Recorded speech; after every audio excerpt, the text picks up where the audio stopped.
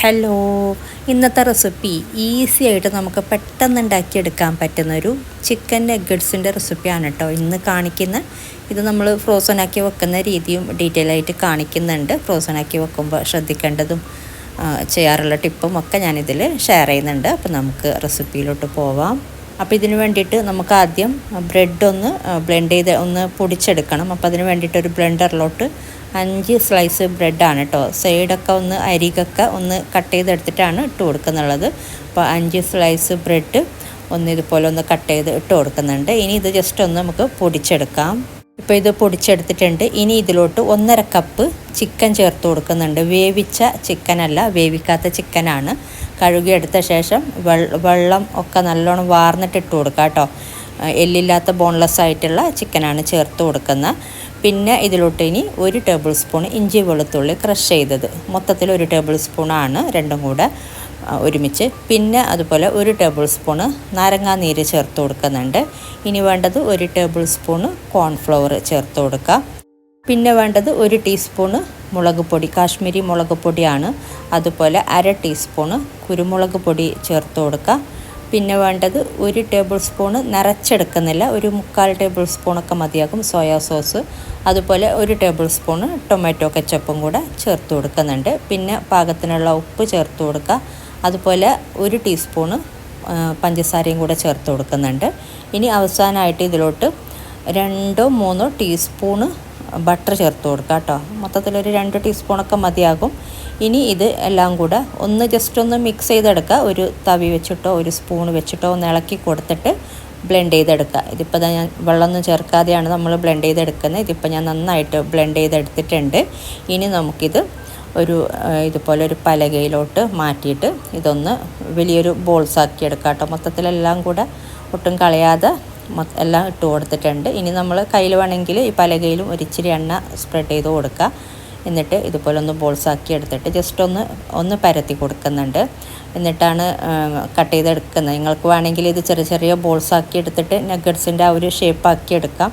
ഞാനിപ്പോൾ അങ്ങനെ ചെയ്യാതെ ഇതുപോലെ ഒന്ന് പരത്തിയിട്ട് ഇനി ഒന്ന് ലെവലാക്കി കൊടുക്കാം കേട്ടോ. നമ്മൾ ചപ്പാത്തിയൊക്കെ പരത്തുന്ന റോളിങ് പിന്നുണ്ടല്ലോ, അതിൽ ജസ്റ്റ് ഒന്ന് ഇതുപോലെ ഒന്ന് പരത്തിയെടുത്താൽ മതി. എല്ലാ സൈഡും എല്ലാ ഭാഗവും ഒരേ കനത്തിലൊന്ന് ഇതുപോലെ ഒന്നാക്കി കൊടുക്കുക. ഇനി ഇതിൽ ഇങ്ങനെ ലെവലല്ലാത്തതൊക്കെ ഒന്ന് കട്ട് ചെയ്തെടുത്തിട്ട് നമ്മൾ വീണ്ടും അത് ബോൾസാക്കി എടുത്തിട്ടോ അല്ലെങ്കിൽ ഒന്ന് പരത്തിയിട്ടോ കട്ട് ചെയ്തെടുത്താൽ മതി. ഈ ഒരു കളയണ്ടട്ടോ, ഇതിങ്ങനെ നമ്മൾ മുറിച്ചെടുത്ത ഭാഗം. ഇനി ഇത് കട്ട് ചെയ്തെടുക്കുകയാണ് കേട്ടോ ചെയ്യുന്നത്. അപ്പോൾ ഈ ഒരു രീതിയിൽ സ്ക്വയറായിട്ട് കട്ട് ചെയ്തെടുക്കുകയാണ് ചെയ്യുന്നത്. എളുപ്പത്തിന് വേണ്ടിയിട്ട് ഈ ഒരു രീതിയിൽ ചെയ്തതാണ്. നിങ്ങൾക്ക് ബോൾസാക്കിയിട്ട് അങ്ങനെ ആ ഒരു ഷേപ്പിൽ തന്നെ വേണമെന്നുണ്ടെങ്കിൽ നഗ്ഗറ്റ്സിൻ്റെ ആ ഒരു ഷേപ്പിൽ തന്നെ ആക്കിയെടുക്കാം. അപ്പോൾ കഴിക്കാനും ഇതുപോലെ ഉണ്ടാക്കിയെടുക്കുമ്പോഴാണ് കേട്ടോ കഴിക്കാനും ഒന്നും കൂടെ സുഖം.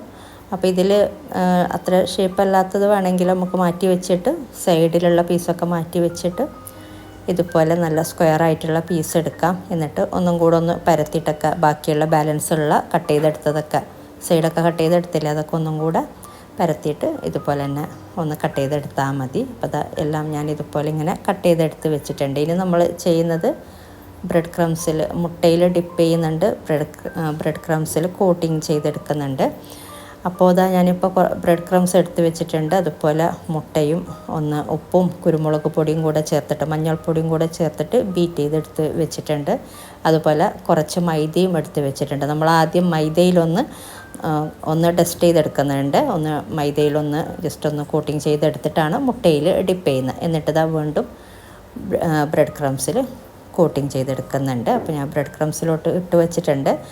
പിന്നീട് എല്ലാം കൂടെ കുറച്ച് അധികം ഇതുപോലെ ഇങ്ങനെ ചെയ്ത് വെച്ചിട്ട് പിന്നെ ബ്രെഡ് ക്രംസിൽ കോട്ടിങ് ചെയ്തെടുക്കുകയാണ് ചെയ്യുന്നത്. നമ്മൾ ബ്രെഡ് ക്രംസിൽ കോട്ടിങ് ചെയ്യുമ്പോൾ എപ്പോഴും കൈയൊക്കെ ഒന്ന് തുടച്ചിട്ട് കോട്ടിങ് ചെയ്യാം കേട്ടോ. കൈ കഴുകിയിട്ടൊക്കെ ഒന്ന് തുടച്ചിട്ടൊക്കെ, അല്ലാന്നുണ്ടെങ്കിൽ ആ ഒരു നനഞ്ഞ കയ്യിൽ ആ ഒരു മുട്ടയിലൊക്കെ ഡിപ്പ് ചെയ്ത കയ്യിൽ തന്നെ നമ്മൾ ബ്രെഡ് ക്രംസിൽ കോട്ടിങ് ചെയ്തെടുക്കുമ്പോൾ നമുക്ക് ബ്രെഡ് ക്രംസും ബാലൻസ് ഉള്ളതൊക്കെ വേസ്റ്റാവും. അതുപോലെ നന്നായിട്ട് കോട്ടിങ് ചെയ്തെടുക്കാനും പറ്റാറില്ല. പിന്നെ ബ്രെഡ് ക്രംസിൽ കോട്ടിങ് ചെയ്തെടുക്കുമ്പോൾ കുറച്ച് കാര്യം ഒന്ന് ശ്രദ്ധിക്കാട്ടെ, ഞാൻ പറയാമത്. നമ്മൾ കോട്ടിങ് ചെയ്തെടുക്കുമ്പോൾ നന്നായിട്ട് തന്നെ ജസ്റ്റ് ഒന്ന് ഇതിൽ ഡസ്റ്റ് ചെയ്തെടുക്കാതെ നന്നായിട്ട് തന്നെ കോട്ടിങ് ചെയ്യുക. എന്നാലാണ് നമ്മൾ എണ്ണയിലോട്ട് ഇത് ഫ്രൈ ചെയ്തെടുക്കുമ്പോൾ ഇതിൻ്റെ ഈ ക്രംസൊന്നും എണ്ണയിലോട്ട് വീഴുന്നില്ല.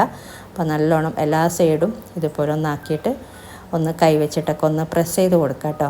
എന്നാലേ നന്നായിട്ട് ഇതിൽ ഈ ബ്രെഡ് ക്രംസ് ഇതിൽ പിടിക്കുള്ളൂ. അല്ലാന്നുണ്ടെങ്കിൽ നമ്മൾ ഫ്രൈ ചെയ്തെടുക്കുമ്പോഴൊക്കെ എണ്ണയിലോട്ടൊക്കെ വീഴാറുണ്ട്. ഇതിപ്പോൾ നമ്മൾ ഫ്രൈ ചെയ്തെടുക്കുമ്പോൾ എണ്ണയിൽ അങ്ങനെ ഒരു ഇതിൻ്റെ പൊടി വീണിട്ട് എണ്ണയുടെ കളറ് മാറുന്ന അങ്ങനത്തെ പ്രശ്നമൊന്നുമില്ല. അപ്പോൾ ഇതുപോലെ ഓരോന്നും കോട്ടിങ് ചെയ്തെടുത്താൽ മതി. ഇനി ഇത് ഫ്രോസൺ ആക്കി വെക്കുന്ന രീതിയും ഞാൻ കാണിക്കുന്നുണ്ട്.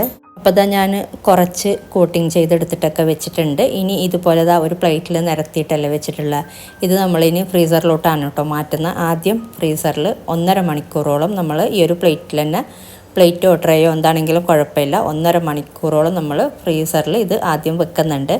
എന്നിട്ടാണ് ഞാൻ ഒരു ട്രേയും ഒരു പ്ലേറ്റിലുമാക്കി വെച്ചിട്ടുണ്ട്. എന്നിട്ട് 1.5 മണിക്കൂർ കഴിഞ്ഞിട്ടാണ് കേട്ടോ ഇപ്പോൾ ഞാനിത് എടുത്തിട്ടുള്ളത്. 1.5 മണിക്കൂർ കഴിയുമ്പോൾ ഇത് നല്ല കട്ടിയായിട്ടുണ്ടാവും. എന്നിട്ട് നമ്മളിത് ഇനി സിപ്പ് ലോക്ക് ബാഗിലോ അല്ലെങ്കിൽ കണ്ടെയ്നറിലോ ഇട്ട് വെച്ചാൽ മതി. ഇതുപോലെ ചെയ്ത് വെക്കുകയാണെങ്കിൽ നമുക്ക് പിന്നെ എത്ര ദിവസം കഴിഞ്ഞെടുത്താലും ഒട്ടിപ്പിടിക്കുന്നൊന്നുമില്ല, നല്ല സെപ്പറേറ്റ് ആയിട്ട് കിടക്കുന്നുണ്ട്. അപ്പോൾ അതിന് വേണ്ടിയിട്ടാണ് ഈ ഒരു രീതിയിൽ ചെയ്തെടുക്കുന്നത്. വലിയ ട്രെയിലൊക്കെ ആണെങ്കിൽ ഒന്നിച്ച് തന്നെ വെക്കാം, ഒരുമിച്ച് തന്നെ 1.5 മണിക്കൂർ എന്തായാലും വെക്കാം കേട്ടോ. എന്നിട്ട് ഇതുപോലെ ഇങ്ങനെ കണ്ടെയ്നറിൽ വെച്ചാൽ മതി. ഒന്നിൻ്റെ മുകളിൽ ഒന്നായിട്ടൊക്കെ ഇങ്ങനെ ഇട്ട് വെക്കാം. സിപ്പ് ലോക്ക് ബാഗിലാണെങ്കിലും എല്ലാം ഒരുമിച്ച് നിറച്ചിട്ട് വെക്കാം. അപ്പോൾ ഒന്നും ഒട്ടിപ്പിടിക്കുകയൊന്നുമില്ല നമ്മൾ എത്ര ദിവസം വെച്ചാലും. അപ്പോൾ ഞാൻ കാണിച്ചു തരാം കേട്ടോ. ഇത് ഫ്രിഡ്ജിൽ വെച്ചിട്ട് എന്ത് സ്നാക്കാണെങ്കിലും ഇതുപോലെ തന്നെ ചെയ്താൽ മതി. അപ്പോൾ നമുക്ക് അങ്ങനെ ഒട്ടിപ്പിടിക്കുന്ന പ്രശ്നം വരുന്നില്ല കേട്ടോ. ഇനിയിപ്പോൾ സമൂസയാണെങ്കിലും അതുപോലെ കട്ട്ലറ്റ്, ഉന്നക്കായ, റോള് എന്താണെങ്കിലും ഇതുപോലെ തന്നെ ചെയ്ത് വെച്ചാൽ മതി. അപ്പോൾ എത്ര ദിവസം കഴിഞ്ഞാലും അത് ഒട്ടിപ്പിടിക്കില്ല, നല്ല സെപ്പറേറ്റ് ആയിട്ട് തന്നെ ഉണ്ടാവും. ഞാനിത് 2 ദിവസം ഫ്രീസറിൽ വെച്ചിട്ട് ഞാൻ എടുത്ത് കാണിച്ചു തരാം. ഇതിപ്പോൾ 2 ദിവസത്തോളം ഞാൻ ഫ്രീസറിൽ വെച്ചിട്ടുള്ള സ്നാക്കാണ് കേട്ടോ. അപ്പോൾ അല്ലാന്നുണ്ടെങ്കിൽ നമ്മളിങ്ങനെ എടുക്കുമ്പോൾ എല്ലാം ഒട്ടിപ്പിടിച്ച് കുറച്ച് നേരം നമ്മൾ പുറത്തൊക്കെ ഇങ്ങനെ ഐസ് പോകാൻ വേണ്ടിയിട്ടൊക്കെ കുറേ നേരം വെയിറ്റ് ചെയ്യണം. ഐസ് പോകാൻ വേണ്ടിയിട്ടെന്നല്ല, അതിങ്ങനെ സെപ്പറേറ്റ് ആയിട്ട് കിട്ടണമല്ലോ ഒട്ടിപ്പിടിച്ചതൊക്കെ. ഇതിപ്പോൾ അങ്ങനത്തെ പ്രശ്നമൊന്നും വരുന്നില്ല. എല്ലാം ഇങ്ങനെ സെപ്പറേറ്റ് ആയിട്ട് തന്നെ ഇങ്ങനെ കിട്ടുന്നുണ്ട്. ഇങ്ങനെ കിട്ടുമ്പോൾ നമുക്ക് ഇനിയിപ്പോൾ ഒന്നും ചെയ്യാനില്ല, നമുക്ക് എണ്ണയിലിട്ട് ഫ്രൈ ചെയ്തെടുത്താൽ മാത്രം മതി.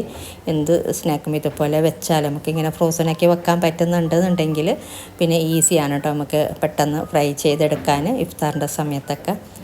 അപ്പോൾ ഈ രീതിയിൽ ചെയ്യാത്തവർ ഇതുപോലെ ഒന്ന് ചെയ്ത് നോക്കൂ. ഞാൻ എല്ലാ വർഷവും ഇതുപോലത്തെ ഫ്രോസൺ സംഭവം ചെയ്യാറുണ്ട്. റംസാനിന് മുന്നേ സമൂസയാണെങ്കിൽ കട്ട്ലറ്റ് ആണെങ്കിലൊക്കെ ഞാൻ ഇതുപോലെ തന്നെ കാണിച്ചിട്ടുണ്ട്. അപ്പോൾ ഇതുപോലെ ട്രൈ ചെയ്യാത്തവർ ട്രൈ ചെയ്ത് നോക്കുക. അതുപോലെ വീഡിയോ ഇഷ്ടമാവുകയാണെങ്കിൽ ലൈക്ക് ചെയ്യാനും കമൻറ്റ് ചെയ്യാനും നിങ്ങളുടെ അഭിപ്രായങ്ങളൊക്കെ അറിയിക്കാട്ടോ കമൻസിലൂടെ. അതുപോലെ വീഡിയോ ഇഷ്ടമായാൽ ഷെയർ ചെയ്യാനൊന്നും മറക്കരുത്. സബ്സ്ക്രൈബ് ചെയ്യാത്തവരാണെങ്കിൽ സബ്സ്ക്രൈബ് ചെയ്യാനും മറക്കരുത് കേട്ടോ. ഇനി ഇതുപോലെ നല്ല റെസിപ്പിയുമായിട്ട് മറ്റൊരു വീഡിയോയിൽ കാണാം. താങ്ക്